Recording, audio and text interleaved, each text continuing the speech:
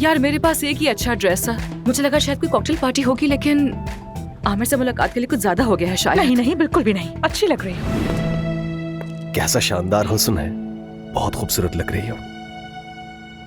शुक्रिया।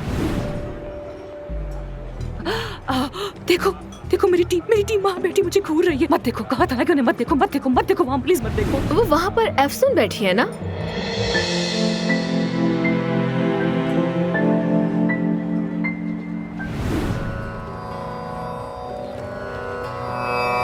क्योंकि जब तक तुम आमिर से माफी नहीं मांगोगी, मैं तब तक तुमसे बात नहीं करूंगी काया।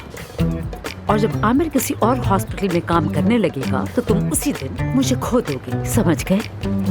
मैंने सुना है कि जलने के इलाज के सबसे बेहतरीन डॉक्टर आमिर साहब हैं। अगर वो नहीं है तो कोई और भी चलेगा। खुदारा मेरी मदद करें, बहुत तकलीफ में हूँ मैं। आई एम सॉरी, लेकिन हम किसी को भी रेफर नहीं कर सकते, क्योंकि हमारे तमाम डॉक्टर्स अगले 1 साल तक के लिए 1 सेकंड के लिए भी फ्री नहीं है।